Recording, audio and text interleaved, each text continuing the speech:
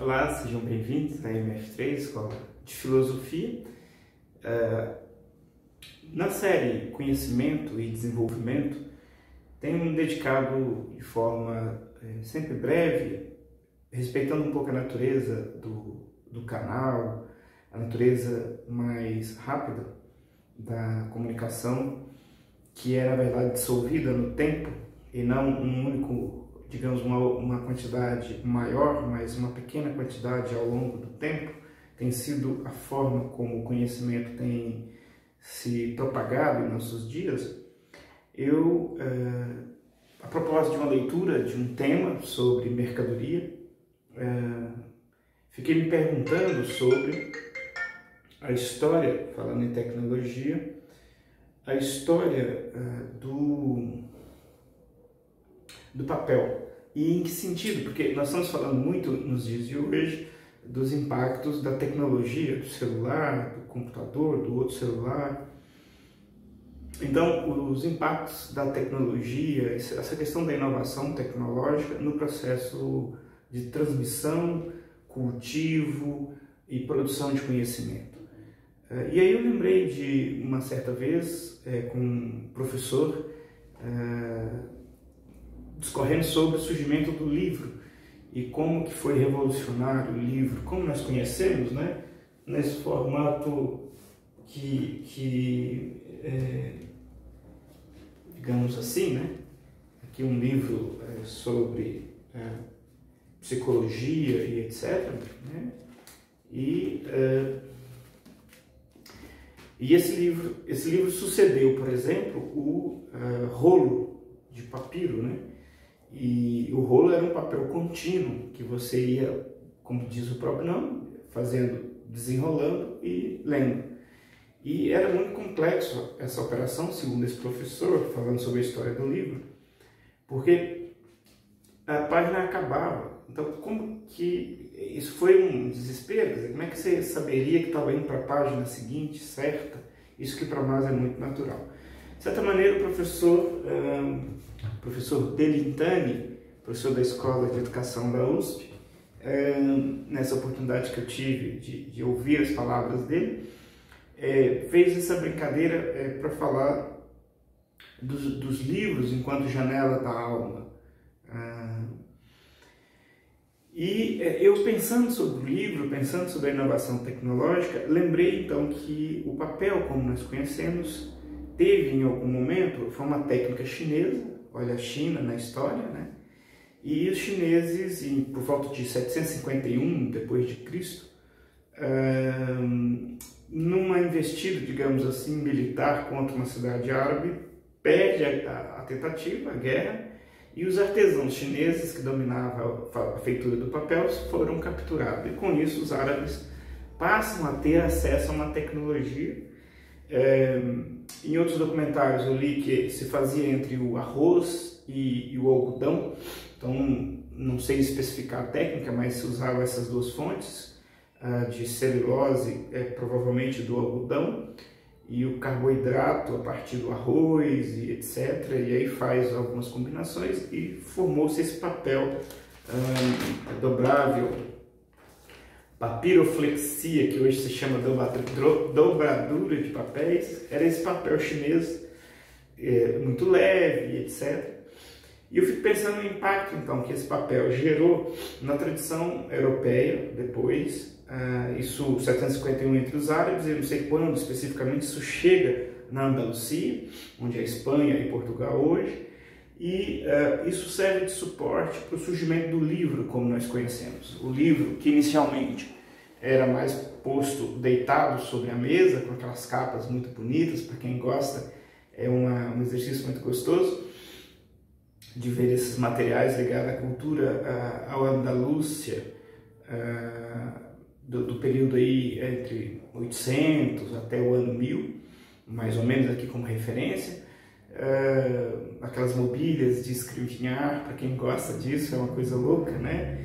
Eu até esqueço os nomes, mas enfim, um conjunto de tecnologia que confronta uma tecnologia europeia na época que nem mesmo existia. E mesmo no contexto ali da Andaluzia, a ideia do rolo que vai ser substituído pela escrita em caderno, em papel, etc. É curioso que esse avanço, portanto, tecnológico, ele chega para modificar a forma de transmissão do conhecimento e ele modifica substancialmente como se produz o conhecimento.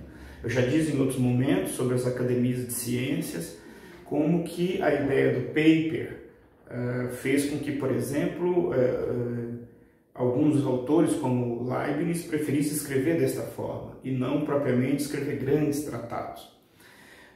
Então, no contexto educacional, que me interessa especificamente, esse tipo de aporte tecnológico produz transformações. No primeiro momento, temos aqueles que observam apenas o aspecto negativo disto e, de certa maneira, até criam uma resistência proativa contra a questão, mas que depois se mostra uma fonte fundamental de transformação de como se produz e como se divulga o conhecimento e como, e sobretudo, como isso cria diferenciais, nós poderíamos dizer hoje, diferenças competitivas naquela cultura que tem esse domínio. Devemos lembrar que, em linhas muito gerais aqui, a medicina se desenvolve no contexto islâmico e a Europa, especificamente a região de Marseille, na França, nos anais das faculdades de medicina de Marseille, a referência dos cirurgiões era exatamente de Córdoba, entre outras cidades, como Toledo, Córdoba, na Espanha. Portanto, tinha uma série de outras questões que também propiciaram esse desenvolvimento, mas eu sou levado a crer que, portanto, essas inovações tecnológicas produziram avanços estratosféricos na vida acadêmica. Nos dias de hoje, nós temos um embate, portanto, sobre a tecnologia, o computador, o celular, até que ponto ele pode modificar a forma como produzimos o conhecimento e a forma como difundimos o conhecimento. Lembrando que nessa questão contemporânea, não é transferir a prática da escola com os hábitos da escola física para o computador. Em definitivo, não é isso. A educação que faz uso, então, desses novos instrumentos deve ser também moldadas a partir dessas novas tecnologias e desses novos recursos. É claro que, pensando aqui no papel, e por isso eu trouxe o papel, não é a primeira vez que nós temos essa vivência histórica na humanidade. O papel como técnica, como folha, o livro foram tecnologias inovadoras que produziram modificações substanciais na forma de produção do conhecimento. E veja bem, não foi a transferência apenas da cultura mais oral para o papel, com a chegada do papel. É provável que isso aconteceu durante um certo período. Mas, num dado momento, nós criamos a ideia de um livro complexo, um tratado, que era só permitido exatamente com a escrita, que já vinha, claro, sendo feita no papiro, no pergaminho, nessas duas modalidades de registros, mas que certamente seria curioso estudar o impacto do papel mais leve, com mais facilidade de trabalho, na produção do conhecimento. Certamente não passou desapercebido, até o ponto que este papel pode ser impresso, já bem depois, no contexto de Gutenberg, como todos nós conhecemos, que adapta uma prensa de vinho para fazer isso.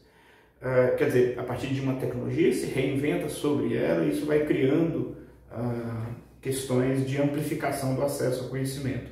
E nós sabemos que a criação da imprensa foi fundamental, por exemplo, para a difusão em mais larga escala, ainda que no primeiro momento restritos, mas a tendência foi aumentando, de uma larga escala de divulgação do conhecimento. O conhecimento, a distribuição passou a ser mais barata do que os modelos de escrita à mão. Então, quer dizer, tudo isso vai modificando, não só permitindo que um método anterior possa se beneficiar da tecnologia, mas criando uma nova dinâmica. E é isso que vários teóricos da educação contemporânea têm desenvolvido.